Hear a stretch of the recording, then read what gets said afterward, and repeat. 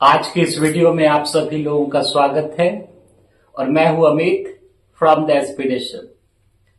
और आज एक हम लोग यानी बहुत ही इम्पोर्टेंट मुद्दे के ऊपर चर्चा लेकर के आए हैं। और ये चर्चा इस बारे में है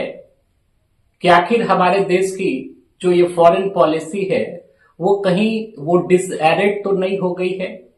या डिसओरिएंटेड तो नहीं हो गई है, या जहां पे उसका फोकस होना चाहिए तो वहां उसका ये फोकस है कि नहीं है। इस बारे में हम लोग इस चीज को ये क्रिटिकली एग्जामिन करने की ये कोशिश हम लोग ये करेंगे इस ये वीडियो के माध्यम से। और खास करके इस ये रेस्पेक्ट में, इस ये बैकग्राउंड में कि अभी ये भारतवर्ष का जो पाकिस्तान के साथ जो मिलिट्री कन्फ्रंटेशन हुई थी और भारतवर्ष ने ऑपरेशन ये सिंदूर को ये लॉन्च किया था पाकिस्तान में, जो वहां के ये टेररिस्ट ये कैंप्स हैं उनको डिसमेंटल करने के लिए, उनको यानी कि नेस्ताबूंद करने के लिए, जो कि बाद में चल करके भारत और पाकिस्तान के बीच एक प्रकार का इंटेंस ये मिलिट्री कन्फ्रंटेशन के रूप में ये पूरा एपिसोड जो है ये तब्दील हो गया था। तो इस परिप्रेक्ष्य में हमारे देश की जो डिप्लोमेसी रही, हमारे देश की जो ये फॉरेन आपको ये पॉलिसी का जो ओरिएंटेशन रहा वो कैसा रहा, वो क्या वो सफल रहा या नहीं रहा, या उसमें ये कितने ये सुधार की जरूरत है, या किस ये तरीके से एक लॉन्ग टर्म ये विजन के तहत अपने ये फॉरेन पॉलिसी को यानी कि अपने देश की ये विदेश नीति को हम लोगों को ये रीसेट करने की जरूरत है, ये रीओरिएंट करने की जरूरत है और इसको ये रॉबस्ट बनाने की जरूरत है, ये मजबूत बनाने की जरूरत है। तो इस ये संदर्भ में मैं ये कोट करना चाहूंगा कि अभी यानी हाल में ही ये फिकी के द्वारा यानी कि आपको एक फेडरेशन ऑफ इंडियन ये चैम्बर ऑफ ये कॉमर्स एंड इंडस्ट्रीज के द्वारा एक आपको यानी इवेंट का आयोजन ये किया गया था और उसमें एक बार टॉपिक थी न्यू एज मिलिट्री टेक्नोलॉजीज। और इस ये टॉपिक के ऊपर ये बोलने के लिए आमंत्रित किया गया था ये भारतीय सेना के लेफ्टिनेंट जनरल ये राहुल आर सिंह जी को, जो कि ये deputy chief of army staff भी हैं हमारी ये कंट्री के। और उन्होंने बहुत ही विस्तृतता पूर्वक और बहुत ही सारगर्भित ये ढंग से इस पूरे ऑपरेशन ये सिंदूर के ऊपर उन्होंने ये प्रकाश ये डाला कि किस प्रकार से ऑपरेशन ये सिंदूर की जो अनफोल्डिंग हो रही थी, यानी ऑपरेशन ये सिंदूर को जब एग्जीक्यूट किया जा रहा था ये भारतवर्ष के द्वारा, तो उस दरमियान ये किन किन प्रकार की ये समस्याओं का या किन किन प्रकार के ये थ्रेट्स का ये सामना करना पड़ा था ये भारतवर्ष को और भारतवर्ष की आर्मी को या हमारे ये डिफेंस ये फोर्सेस को। और ये लेफ्टिनेंट ये जनरल ये राहुल सिंह का स्पष्ट रूप से ये कहना था कि जो ऑपरेशन ये सिंदूर हुई और इस ऑपरेशन ये सिंदूर में जो पाकिस्तान के साथ एक थोड़े समय के लिए जो मिलिट्री कन्फ्रंटेशन हुई, तो उस समय जो इंडियन आर्मी थी या हमारी जो ये डिफेंस ये फोर्सेस थी वो केवल वो पाकिस्तान से ही वो नहीं आपको ये लड़ रही थी। उन्होंने स्पष्ट रूप से और इंडियन आर्मी के द्वारा स्पष्ट रूप से हमारे ये डिफेंस फोर्सेस के द्वारा स्पष्ट रूप से एक वह पब्लिक ये फोरम पे इस चीज को ये स्वीकार किया गया है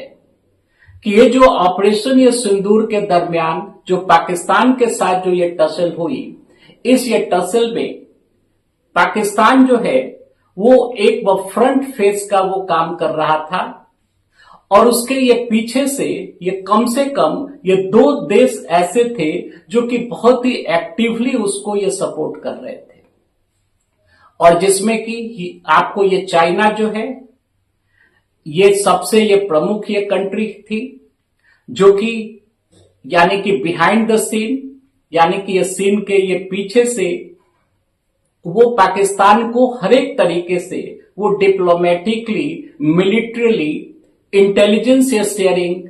और अन्य सारे जो भी यानी कि युद्ध से रिलेटेड जो ये टैक्टिक्स होती हैं, उन सब सारे ये माध्यमों से वो पाकिस्तान को वो सपोर्ट कर रही थी और वो बहुत ही वो ये विगरसली वो सपोर्ट कर रही थी।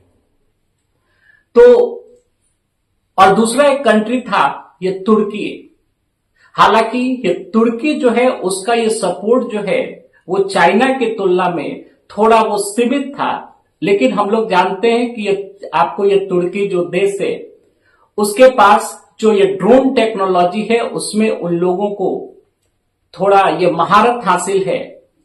तो उन लोगों ने यानी कि आबाद तरीके से बहुत ही सोफिस्टिकेटेड ये ड्रोन्स जो हैं उसको उपलब्ध ये करवाए थे ये पाकिस्तान को, और जिसका कि बहुत ही यानी कि बहुत ही आपको ये भारी मात्रा में ये पाकिस्तान जो है उन सारे ये ड्रोन्स का यूज कर रहा था अपने ये कॉम्बैट ऑपरेशंस को ये संपन्न ये करने के लिए। तो इंडियन आर्मी ने इस चीज को ये स्वीकार किया है और ये बात ये जितने भी इंटेलिजेंस इनपुट्स है या जो भी ये तस्वीर उभर करके ये सामने आई है ऑपरेशन ये सिंदूर के दरमियान, तो इस चीज से इनकार ये आपको बिल्कुल भी नहीं किया जा सकता है कि आपको ये चाइना जो है वो बहुत ही एक्टिवली और एक अल्टोरियर ये मोटिव के तहत वो पाकिस्तान को हर एक तरीके से ये सपोर्ट कर रहा है। दूसरी एक चीज कि जनरल ये सिंह ने इस भी चीज के ऊपर यानी कि ये प्रकाश डाला कि ये स्टैटिस्टिक्स ये बताता है, यानी कि ये पिछले ये 5 साल का जो आंकड़ा है वो आपको ये बताता है कि पाकिस्तान के पास उसके ये जो भी ये मिलिट्री हार्डवेयर है या मिलिट्री इक्विपमेंट्स हैं जो हार्डवेयर है उसका लगभग 81% जो है ये चाइना ने ये प्रोवाइड किया है उसको। तो आप समझ सकते हैं, और उन्होंने इस चीज को भी ये बहुत ही ओपनली बोला कि ये चाइना जो है वो एक नीति के तहत अपने ये सारे हथियारों का वो आपको यूज जो है वो आपको ये पाकिस्तान से ये करवा रहा था, और जिससे कि उसके अपने हथियारों की जो इफिकेसी है, जो उसका इफेक्टिवनेस है, और ये वेस्ट के द्वारा जो हथियारों का यूज यानी कि जो हथियार ये प्रोवाइड किए गए थे ये भारतवर्ष को, तो उन सारे हथियारों के रेस्पेक्ट में आपको ये चाइनीज हथियारों की इफिकेसी कैसी है उसका ये लाइव टेस्टिंग जो है ये चाइना ये कर रहा था एक प्रकार से ये ऑपरेशन ये सिंदूर के दरमियान। और उन्होंने इस चीज को बहुत ही स्पष्ट तरीके से बोला कि ये चाइना जो है वो ऑपरेशन ये सिंदूर के दरमियान जो ये कॉन्फ्लिक्ट हुई ये भारतवर्ष और ये पाकिस्तान के बीच में, उसका इस्तेमाल एक लाइव ये लैब के तौर पे वो कर रहा था, जिससे कि अपने हथियारों की इफिकेसी को या उसके इफेक्टिवनेस को वो रियल टाइम में वो ये परख सके, और जिससे कि अपने ये मिलिट्री स्ट्रेंथ को या उसके जो भी ये मिलिट्री से संबंधित जो ये लॉजिस्टिक्स है उसके जो स्ट्रेंथ है उसको वो उसी ढंग से उसको वो री इन्वेंट कर सके या री इनवाइगोरेट कर सके और ये रिक्रिस्टेंट कर सके। तो ये चाइना का उद्देश्य था और वो इस यानी उद्देश्य में ये सफल हुआ है। इसके साथ साथ ये जनरल सिंह ने इस भी चीज को बोला कि ये चाइना जो है, क्योंकि इससे ये पहले तक जो पाकिस्तान के साथ जो इंडिया की ये वॉर हुई है, इससे ये पीछे वो चाहे 65 का युद्ध हो या 71 का युद्ध हो या इवन ये कारगिल वॉर में भी चाइना जो है वो इतना एक्टिवली उसने ये पाकिस्तान को ये सपोर्ट ये नहीं किया था, यानी डिप्लोमेटिक लेवल पे और दूसरे अन्य माध्यमों से उसने ये जरूर ये सपोर्ट किया था, लेकिन मिलिट्रीली इतने ये भारी ये मात्रा में उसने मिलिट्री इक्विपमेंट्स को ये प्रोवाइड ये नहीं किया था। आपको ये पाकिस्तान को ये पहली बार है जबकि मिलिट्रली उसने ये पाकिस्तान को इतना ये सपोर्ट किया है। और केवल इतना ही नहीं बल्कि वो इंटेलिजेंस या शेयरिंग के भी मामले में ये ऑपरेशन ये सिंदूर के दरमियान जो ये चाइना है अपने ये सैटेलाइट्स के माध्यम से और जो ये भारतवर्ष के अंदर जो डिफेंस इंस्टॉलेशंस थे या ये भारतवर्ष से जो भी रिटेलिएट किया जा रहा था ये पाकिस्तान को मिलिट्रली, तो वो सब हमारे जो यानी मिलिट्री एस्टैब्लिशमेंट्स थे या मिलिट्री साजो सामान जो थे उन सारे यानी कि ये चीजों का, उन सारे स्थानों का, उन सारे इंस्टॉलेशंस का जो ये कोऑर्डिनेट्स है यानी उसकी जो ये जियोग्राफिकल स्थिति है, जो उसकी भौगोलिक स्थिति थी, उसको रियल टाइम बेसिस पे वो सारे ये कोऑर्डिनेट्स को वो शेयर कर रहा था ये पाकिस्तान के साथ। इसके साथ साथ ऑपरेशन ये सिंदूर के दरमियान और ऑपरेशन सिंदूर के ये बाद की भी स्थिति में उसने ये पाकिस्तान को ये डिप्लोमेटिकली हर एक यानी कि इंटरनेशनल ये फ्रंट पे या डिफरेंट इंटरनेशनल ये फोरम्स पे या यूनाइटेड नेशंस में भी उसने बहुत ही एक्टिवली और ये प्रोटेक्टिव ढंग से उसने ये पाकिस्तान को यानी कि सहायता ये प्रदान ये की है। और इन सब सारे चीजों को ये मेंशन करते हुए यानी कि जनरल सिंह ने एक बहुत ही इंटरेस्टिंग ये बात रखी यहां पे कि चाइना में वहां एक वो बुक जो है ये प्रचलित है और आपको ये जो बुक है वो मिलिट्री या राजनीतिक या पॉलिटिकल सर्किल में वो स्ट्रैटेजी मेकिंग के लिहाज से उसको एक ट्रिटाइस माना जाता है। यानी कि आपको ये जिस प्रकार से कि ये भारतवर्ष में हमारे यहां यानी कि जो अर्थशास्त्र ये बुक है ये लिखी गई है और ये पॉलिटिकल सर्किल में और आपको ये राजनीतिक क्षेत्र में या कूटनीतिक क्षेत्र में या राज्य कार्य से संबंधित जो ये टैक्स होती हैं या स्किल्स होती हैं उसके बारे में ये एक वह क्लासिकल बुक मानी जाती है भारतवर्ष में। ये ठीक उसी प्रकार से ये चाइना में भी एक वह कलेक्शन ऑफ एसेस मतलब एक बुक के रूप में काफी एक वह पुराना एक वह पीस ऑफ राइटिंग जो है ये प्रचलित है जिसको 36 स्ट्रेटाजेम्स ये बोलते हैं। यहां हमने बोर्ड पे भी लिखा है 36 स्ट्रेटाजेम्स। अब यानी कि 6th सेंचुरी में ऐसा माना जाता है कि इस बुक को यानी कि इन सारे एसेस को ये लिखा गया था और इसके ये राइटर कौन है ये चाइना में वो अननोन है। लेकिन इस बुक में इसको एक प्रकार से ये बुक समझिए, इसमें स्ट्रैटेजिक ये वॉरफेयर या ये राजनीतिक जो ये दाव पेच होती हैं या डिप्लोमेटिक जो ये दाव पेच होती हैं यानी हम लोग अपनी भाषा में ये बोले तो अंतर्राष्ट्रीय क्षेत्र में या राजनीति में या लॉ के क्षेत्र में जो साम दाम दंड भेद जो होती हैं उससे संबंधित ये भिन्न भिन्न प्रकार के यानी कि जो नीतियां हैं या रेसिपीज हैं इस ये बुक में ये लिखी गई है। तो इसमें से एक चीज ये भी लिखा गया है, एक सूत्र ये भी है ये 36 स्ट्रेटाजेम्स में से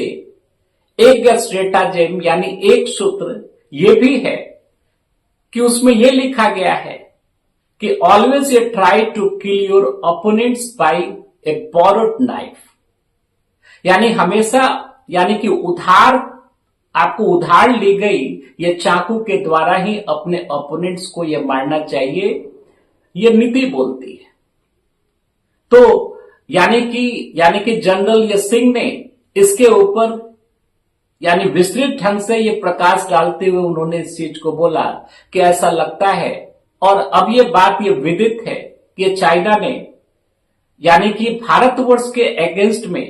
जो नीति अपनाई है वो आपको नीति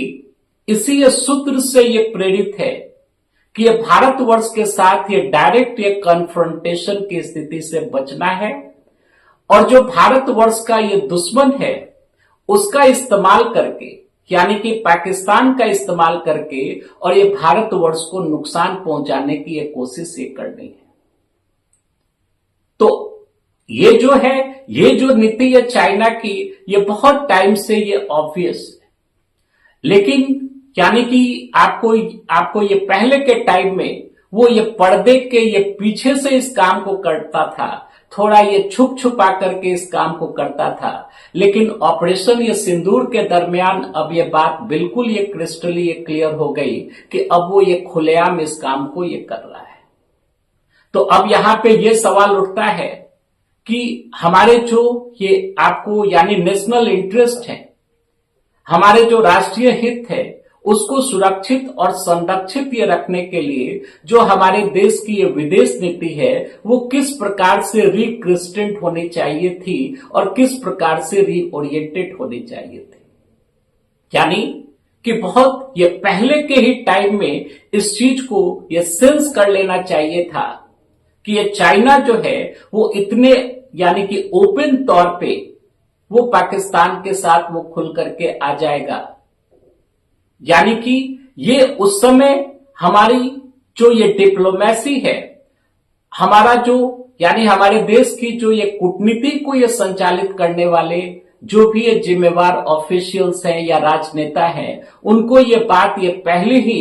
और ये काफी पहले ये समझ जानी चाहिए थी कि ऐसा हम लोगों को ये करना है या उस प्रकार के सिचुएशंस को ये क्रिएट किया जाए या वैसी स्ट्रैटेजी अपनाई जाए जिससे कि ये पाकिस्तान और आपको ये चाइना का जो ये गठबंधन है, उस ये गठबंधन को एज मैक्सिमम एज पॉसिबल ये दूरी पे रखा जाए। लेकिन ये विगत ये कुछ ये वर्षों के दरमियान हम लोगों ने ऐसा ये कोई भी मतलब यानी कि ये प्रयास ये नहीं किया, और वो चाहे वो किसी भी तरीके से मतलब ये आपको ये बैक द चैनल या बैक द डोर जो ये डिप्लोमेसी होती है उसके माध्यम से,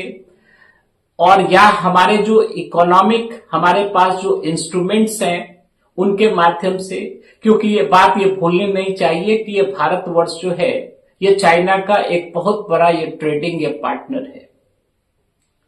और ये चाइना से हम लोग ये भारी मात्रा में ये वस्तुओं का यानी भिन्न भिन्न प्रकार की वस्तुओं का, वो चाहे वो कंज्यूमर गुड्स हो या कैपिटल गुड्स हो, उसका हम लोग आयात करते हैं, और ऐसी ये बहुत सारी चीजें हैं जो कि हम लोग ये निर्यात भी करते हैं। तो यानी भारत और चाइना के बीच इकोनॉमिक रिलेशनशिप्स ये काफी स्ट्रांग है। अगर ये कल्चरली भी देखा जाए तो जो वहां का जो ये मेजर ये रिलीजन है ये बुद्धिज्म है, और हम लोग जानते हैं कि बुद्धिज्म का ओरिजिन जो है ये भारतवर्ष में है, यानी कि समझिए भारतवर्ष के ये क्षेत्रों में ही उसका ओरिजिन है। यानी कि ये चाइना के साथ हम लोगों का ये कल्चरल ये कनेक्शंस भी है, तो हम लोगों का इकोनॉमिक ये कनेक्शंस भी हैं, ये कल्चरल ये कनेक्शंस भी हैं। उसके बावजूद भी ऐसा ये क्या है, या हम लोग ऐसा ये कम से कम ये क्यों नहीं कर पा रहे हैं कि अपने राष्ट्रीय हित में ये चाइना को पाकिस्तान से ये जितना ये दूर से दूर हो सके उसको रखा जा सके, तो हम लोग ऐसा ये क्यों नहीं कर पा रहे। तो ये एक प्रमुख ये सवाल है, और आगे आने वाले ये दिनों में भारत की डिप्लोमेसी को, ये कूटनीति को या फॉरेन अफेयर्स को संचालित करने वाले ये जितने भी ये जिम्मेवार लोग हैं, उन लोगों को इस चीज के ऊपर बहुत ही गंभीरता पूर्वक ये सोचना होगा कि आगे के लिए, क्योंकि यानी कि जनरल सिंह ने भी इस चीज के ऊपर ये जोर दिया है कि जैसी स्थिति हुई ऑपरेशन ये सिंदूर के दरमियान और उसके जो भी ये परिणाम हुए, उससे ये चीज ये सीखने में आई है कि हमारे जो ये डिफेंस जो इक्विपमेंट्स हैं या हमारे जो डिफेंस सिस्टम्स हैं उसका इंडिजिनाइजेशन होना चाहिए। मतलब वो सब हमारे पास ये कैपेबिलिटी जो है, जो डिफेंस ये कैपेबिलिटीज है,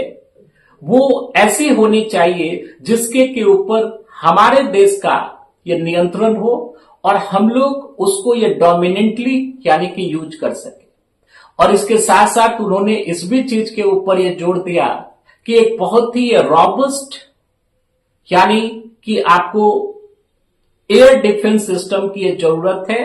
क्योंकि ऑपरेशन ये सिंदूर के दरमियान भारी संख्या में जो ये ड्रोन्स है ये पाकिस्तान की तरफ से ये छोड़ी गई थी। और यानी कि ये जनरल ये सिंह ने इस चीज को एक्सेप्ट किया है कि हालांकि अधिकतर जो ये ड्रोन्स थी वो वैसे एरियाज की तरफ ये भारतवर्ष में वो टारगेटेड नहीं थी जिधर की यानी कि मानवीय आबादी निवास करती है। लेकिन आगे आने वाले दिनों में इस बात से इनकार नहीं किया जा सकता है कि पाकिस्तान जो है वो किसी एक कॉन्फ्लिक्ट की स्थिति में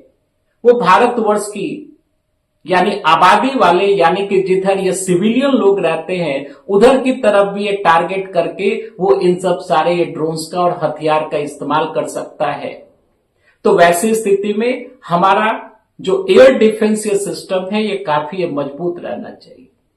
तो आगे आने वाले समय के लिए ये दोनों ही फ्रंट पे हम लोगों के लिए ये चुनौतियां हैं, मिलिट्रली भी और आपको डिप्लोमेटिकली भी, क्योंकि ये पाकिस्तान के साथ अब अगर ये किसी भी प्रकार का कन्फ्रंटेशन हो रहा है तो इस बारे में ये किसी को भी ये शंका नहीं होनी चाहिए कि हम लोग ये पाकिस्तान से लड़ने नहीं जा रहे हैं, बल्कि उसके साथ